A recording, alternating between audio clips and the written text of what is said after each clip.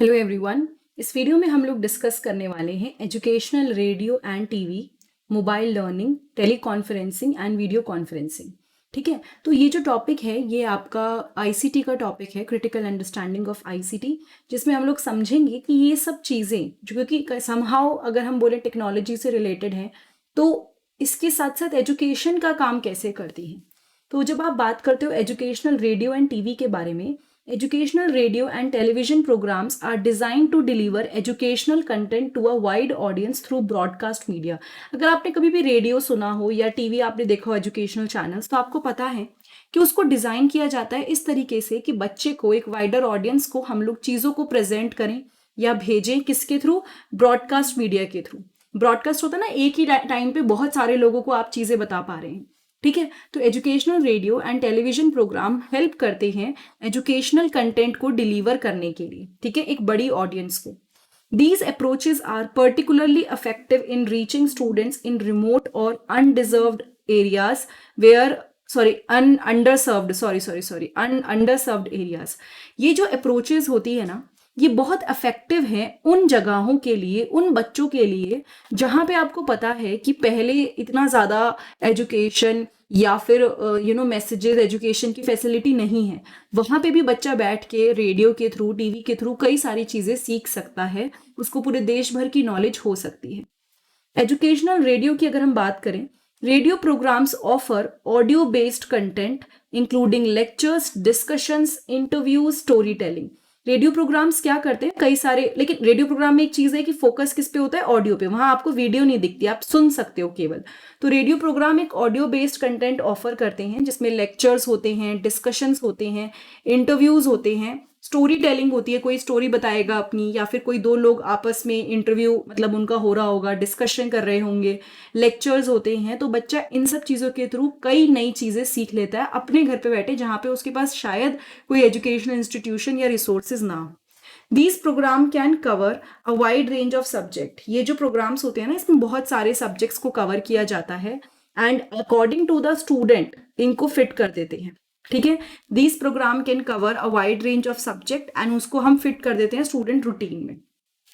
Educational TV की अगर हम बात करें, television program provide visual and auditory learning experiences. क्या बोला इसने कि जो टेलीविजन प्रोग्राम्स होते हैं वो विजुअल और ऑडिटरी लर्निंग एक्सपीरियंस प्रोवाइड करते हैं, मतलब आप देख भी सकते हो और सुन भी सकते हो। ठीक है, तो सच प्रोग्राम्स प्रोवाइड यू एक विजुअल यानी देख के और सुन के चीज़ों को सीखने का तरीका। एंड इसमें कई सारी documentaries, lectures, animation, interactive segment, सारी चीज़ें प्रेजेंट होती हैं। ठीक है, बेनिफिट की अगर मैं बात करूं, इसका फायदा क्या होता है? जब आप एजुकेशनल रेडियो या फिर टीवी की बात करते हो, बहुत सारे लोगों तक पहुंच पाता है, पर्टिकुलरली उन एरियाज में जहां पर अगर हम बात करें इंटरनेट कनेक्टिविटी बहुत नहीं है, तो रेडियो तो वहां पहुंच ही जाएगा। केबल है तो टीवी से तो काफ़ी चीज़ें उनको आइडिया लग ही जाएगा। फ्लेक्सिबिलिटी इन शेड्यूलिंग, यानी कि अकॉर्डिंग टू द, अगर हम बात करें, कई बार ना वो बता देते हैं आपको कि देखो ये टाइम पे प्रोग्राम आएगा, इस टाइम पे ये है, तो वो बच्चे उसके अकॉर्डिंग अपने आप को प्रिपेयर कर लेते हैं। कई बार एक ही प्रोग्राम दो बार रात के टाइम पे वो सुनाते हैं, जिससे बच्चा रेडी रहता है जो भी उसको सुनना है। ठीक है, ऑडियो विजुअल फॉर्मेट जो होते हैं उससे बच्चे की एंगेजमेंट और अंडरस्टैंडिंग बढ़ती है। मतलब एक चीज आपने केवल सुनी, केवल आपने मतलब उसको केवल जैसे कहते हैं ना सुना, और एक आपने उसको देखा भी, मतलब विजुअली आपने उसको देखा प्लस आपने उसको सुना। तो ऐसे में क्या होता है ना, बच्चों का जो एंगेजमेंट है और अंडरस्टैंडिंग है वो काफ़ी बढ़ जाती है। एंड इसको हम कंबाइन कर सकते हैं, कई बार प्रिंटेड मटेरियल पहले आ जाए और साथ में बच्चों को सुनने को मिल जाए और देखने को मिल जाए, तो वो और अच्छे से समझ पाते हैं, एक ओवरऑल कॉम्प्रिहेंसिव लर्निंग हो जाती है।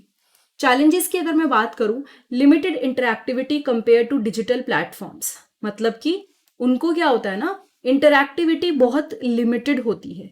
मतलब यहाँ पे जैसे डिजिटल प्लेटफॉर्म्स की अगर हम बात करेंगे कि बच्चे अपना इनपुट दे पाते हैं या काफ़ी चीज़ें बोल पाते हैं, यहाँ पे कोई अपना इनपुट ज़्यादा दे नहीं सकता है, वन साइडेड है सब कुछ। ठीक है, एंड ऑब्वियसली वो डिपेंडेड है ब्रॉडकास्ट शेड्यूल पे, किस टाइम पे शेड्यूल किया जाएगा, किस टाइम पे प्रोग्राम सुनाया जाएगा, उस पर पूरी तरह से डिपेंडेंट है। एंड कई जगह पे हो सकता है कि रेडियो या टीवी की भी एक्सेसिबिलिटी ना हो। फिर आते हैं मोबाइल लर्निंग पर।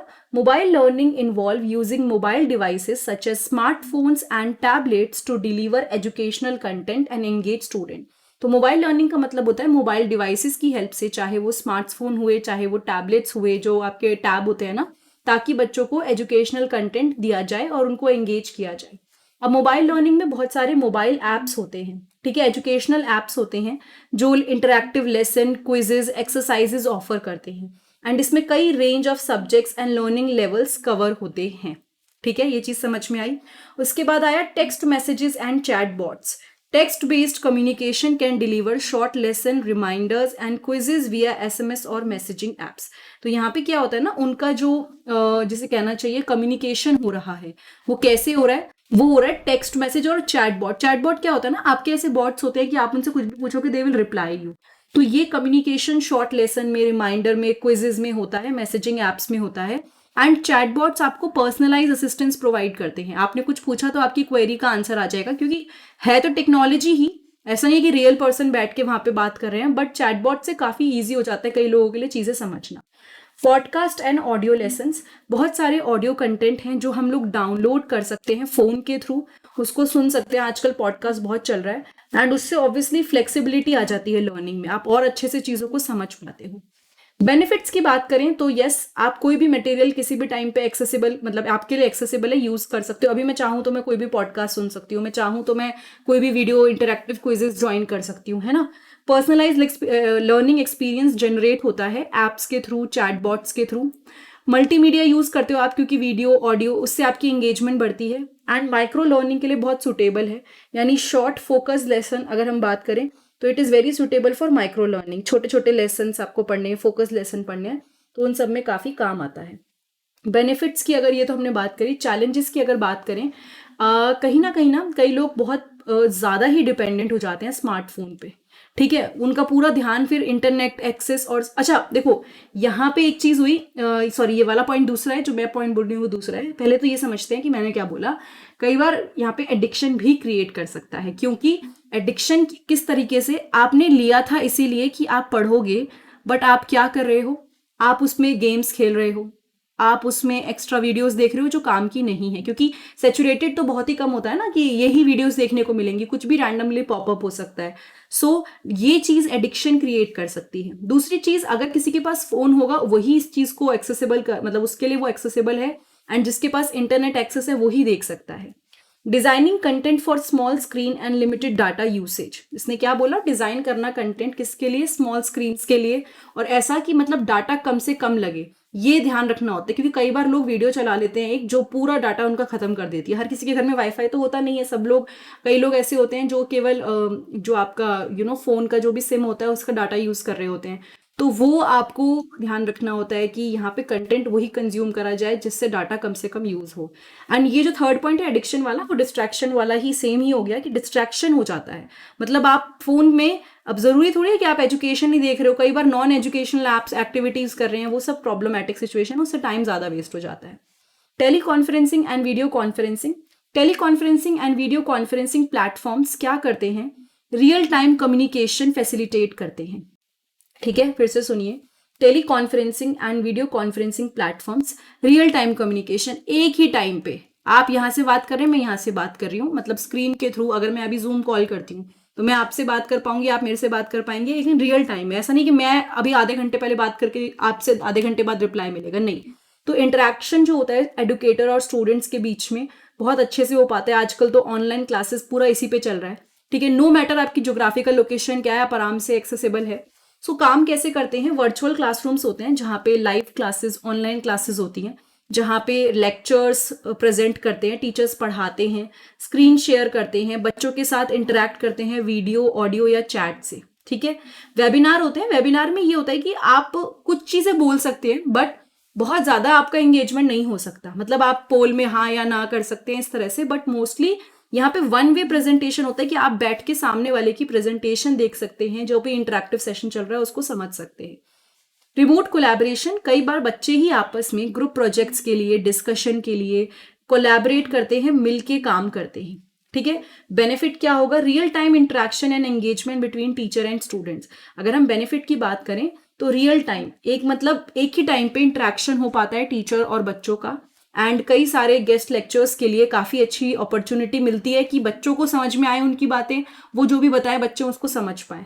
And ability to record sessions for later review, कई बार हम रिकॉर्ड भी कर पाते हैं ताकि बाद में उसको अच्छे से देख सकें, later we can watch that. Sorry, overcome geographical barrier, obviously ये तो खैर दोनों तीनों जगह पे था, बट अगेन जोग्राफिकल बैरियर बहुत सही हमारा ओवरकम हो सकता है। सपोज कोई बच्चा है जो इतनी दूर रहता है कि नहीं आ सकता, वो स्कूल में एक्सेसिबल नहीं है उसके लिए, वो पॉसिबल नहीं है, तो वो आराम से रिमोट लर्निंग के थ्रू इस तरह से जो क्लासरूम्स होते हैं उसमें पढ़ सकता है।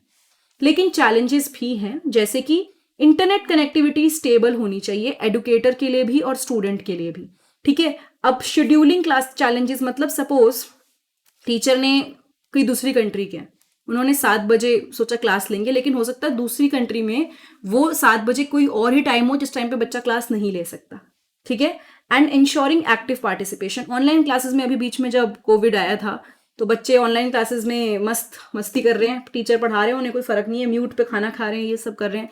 खाना खाने में प्रॉब्लम नहीं, क्लास के टाइम पे खाना खाना वाज नॉट, मतलब ऐसी बहुत सारी वीडियोस देखने को मिली थी। सो बेसिकली यहाँ पे जरूरत है कि बच्चा एक्टिवली पार्टिसिपेट हो। आप क्योंकि एक जब स्कूल जाते हो ना तो आप एक फॉर्मल सेटिंग में बैठते हो, तो आपका सारा कंसंट्रेशन टीचर पे, या फिर थोड़ा बहुत भी आप डिस्ट्रैक्ट होते हो तो कम ही होते हो।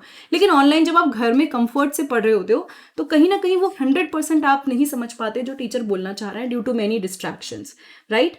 सो ये टॉपिक आई होप आपको समझ में आ गया हो। इंटरेस्टिंग टॉपिक है educational, radio, TV, mobile learning, teleconferencing and video conferencing. ये वीडियो अच्छी लगी तो फटाफट से चैनल को सब्सक्राइब कर दीजिए, वीडियो को लाइक कर दीजिए, शेयर कर दीजिएगा, प्लेलिस्ट जरूर विजिट कीजिएगा, you will find many useful video इसी टॉपिक से रिलेटेड, और टॉपिक बीएड, एमएड, कई सारे एग्जाम से रिलेटेड सारी चीजें आपको मेरे चैनल पे मिलेंगी। Thank you so much, have a nice day, I will see you next time in the next video.